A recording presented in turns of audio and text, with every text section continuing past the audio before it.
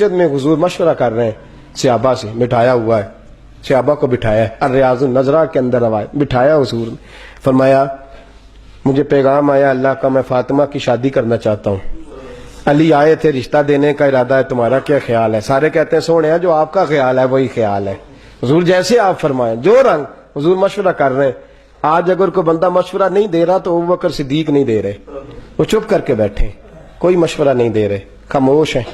تھوڑی دیر گزری تو میرے رسول پاک اٹھ کے سین میں گئے تو حضرت صدیق اکبر بھاگ کے پیچھے گئے، حضور کے سامنے نہ یوں ہاتھ باندھے اور کہتے ہیں سونے اجازت دیں تو 2 جملے کہہ لوں؟ حضور نے فرمایا کہو۔ کہ حضور شادی جہاں آپ کا دل چاہے آپ کریں، لیکن پوچھ سکتا ہوں کہ فاطمہ کے لیے کچھ بنایا ہے کہ نہیں؟ محبوبہ کوئی چیز؟ میرے رسول پاک کی داڑھی مبارک آنسوؤں سے بھر گئی، فرمایا جو دیکھتا ہے میری زبان دیکھتا ہے، تو جب بھی دیکھتا ہے میرا دل دیکھتا ہے، تو جب بھی دیکھتا ہے میرا دل دیکھتا ہے۔ فرمایا تو میری بیٹی تک کا اتنا خیال کرتا فاطمہ تو بدعت منی، فرمایا تو میری بیٹی تک کا اتنا۔ حضور یا رسول اللہ شہزادی کونین کی شادی ہے، حضور کوئی چیز؟ ابوبکر کے مال کو اگر پاک سمجھو بہتر سمجھو تو میں نے کچھ بچا کے رکھا ہے سونے۔ حضور نے بازو پکڑا اور واپس لے آئے۔ اگلے لفظ ابن ماجہ کے ہیں، حضور نے فرمایا لوگوں مجھے کسی کے مال نے اتنا نفع نہیں دیا جتنا ابوبکر کے مال نے دیا ہے، اور فرمایا سب کے احسانوں کے بدلے چکا دیے ہیں، اس کا بازو پکڑ کے اللہ کی بارگاہ میں لے جاؤں گا اور میں کہوں گا سونے اس کی بڑی نیکیاں ہیں، تو میرا مالک ہے، تو بدلے جھکا۔ ابن ماجہ میں لفظ ہیں ابوبکر صدیق آج پتہ نہیں کیا حالت ہوئی، آج تڑپ اٹھے۔ صحابہ کہتے ہیں آج اتنا روئے کہ چیخ ان کے نکل گئی، کہنے لگے حضور آپ ہر وقت یہ بات کیوں کرتے ہیں؟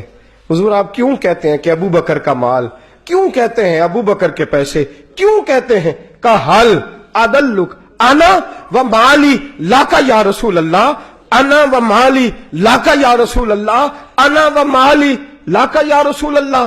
فرمایا حضور ابوبکر کون ہوتا ہے جس کا مال ہو؟ میرے پاس جو کچھ بھی ہے وہ میرے محمد عربی کا ہی ہے۔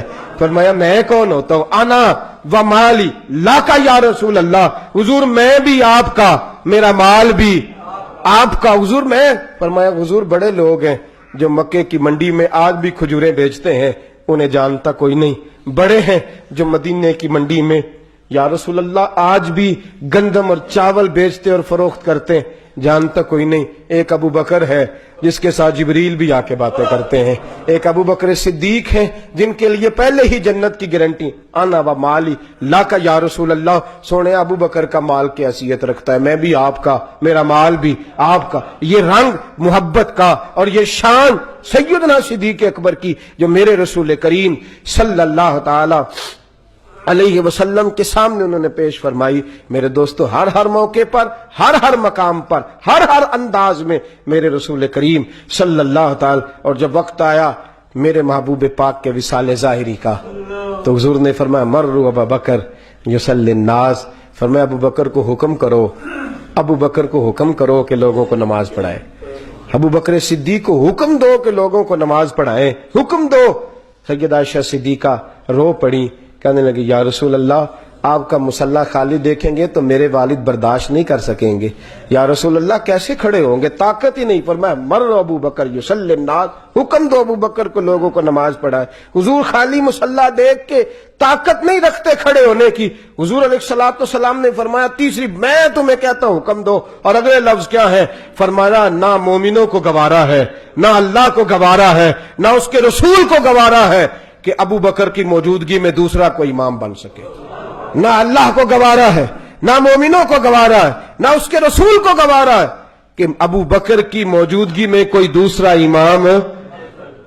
دیکھو نا کیسی بات ہے، حضرت مجدد الفسانی رحمت اللہ علیہ مکتوبات شریف کے اندر کمال کرتے ہیں، بات فرماتے ہیں قانون ہے کہ جس جگہ کی مٹی لے کے کسی کو پیدا کیا جاتا ہے وہیں اس کی قبر بنتی ہے، جس جگہ سے خمیر پہنچی وہیں پہ خاک جہاں کا خمیر تھا، جہاں سے مٹی لے کے انسان کو بنایا جاتا ہے اسی جگہ اس کی قبر بنتی ہے۔ فرمایا دیکھو نا جس جگہ سے اللہ نے مٹی لے کے مصطفیٰ کے بدن اطہر کو بنایا تھا، ساتھ سے ہی مٹی لے کے ابو بکر کو بنا دیا، اور ساتھ تھوڑی جگہ سے مٹی لے کے سیدنا عمر فاروق کو بنا دیا. فرمایا جن کی مٹی کا خمیر برابر کا ہو ان کا روزہ بھی برابر میں ہے اور صبح قیامت جنت میں مکان بھی برابر ہی ہوں گے. یہ برابر ہیں اور برابر ہی ان کے مکانات رہیں گے. حضور نے ساتھ میں ان غلاموں کو قدموں میں جگہ عطا فرمائی ہے. میرے دوستو یاد رکھو سیدنا ابو بکر صدیق رضی اللہ تعالیٰ عنہ کا جو مرتبہ میرے رسول کریم صلی اللہ علیہ وسلم نے بیان فرمایا. اور پھر حضور نے فرمایا خالی محبت نہیں، اس نے اپنے آپ کو رنگ میں بھی رنگا ہے. فرمایا 360 عادتیں ہیں اللہ کی جو بندوں میں ہونی چاہیے، محبت، پیار، سخاوت جو بندوں کے اندر ہونی چاہیے. ایک بھی اگر کوئی بندہ اپنے اندر پیدا کر لے تو اللہ بے حساب جنت دے دے گا. حضرت صدیق اکبر کہنے لگے حضور میرے اندر بھی کوئی پائی جاتی ہے؟ فرمایا نہیں. حضور کیا مطلب؟ فرمایا کوئی نہیں، تیرے اندر 360 ساری کی ساری پائی جاتی ہیں، ساری کی ساری تیرے اندر پائی جاتی ہیں. میرے سیدنا صدیق اکبر کی میرے دوستو اخلاقیات حاصل کرنے کے طور پر بھی حضور علیہ الصلوۃ والسلام نے فرمایا میری امت پر سب سے زیادہ رحم کرنے والی ذات ابو بکر صدیق کی ذات ہے. میری امت پر سب سے زیادہ رحم کرنے والے. اور فرمایا صبح قیامت نبیوں کے بعد اللہ ابو بکر کو کھڑا کرے گا جو کہیں گے کہ یا اللہ میرے محبوب کی امت کو معاف فرما دے. اور بڑا ہی خوبصورت جملہ ہے، مولا رومی نے لکھا ہے، فرماتے ہنس پڑے سیدنا صدیق اکبر مولا علی کو اور کہنے لگے علی تجھے مبارک ہو. حضور نے فرمایا تھا قیامت کے دن علی جنت کے دروازے پہ بیٹھے گا اور جس کو علی اجازت دے گا وہی جنت میں جائے گا. تو حضرت علی رو پڑے، کہنے لگے تمہیں تھوڑی بات بتائی ہے، اگلی بات میرے مصطفیٰ نے مجھے بتائی ہے. فرمایا اگلی بات کیا ہے؟ فرمایا حضور نے فرمایا علی جنت میں صرف اسی کو بھیجنا جو ابو بکر سے محبت کرنے والا ہوگا، صرف اسی کو جنت میں بھیجنا جو ابو بکر سے پیار کرنے والا ہوگا.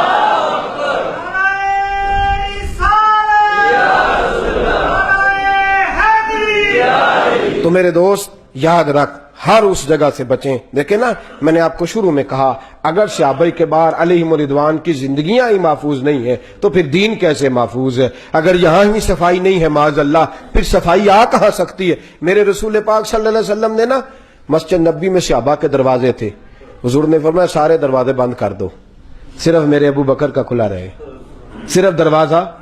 اور اس میں ایک حکمت مفسرین نے یہ بیان فرمائی ہے کہ باقی کسی اور نے تو نماز پڑھانے نہیں نہ آنا، ابو بکر نے امامت کرنی ہے، لہذا ان کا دروازہ کھلا رہے. ایک شخص نے اعتراض کر دیا کہ یا رسول اللہ آپ ابو بکر کو ہمیشہ کوئی الگ ہی نوازتے ہیں، سارے دروازے آپ نے بند کرا دی، ان کا بھی دروازہ ابو بکر کا دروازہ کیوں کھلا ہے؟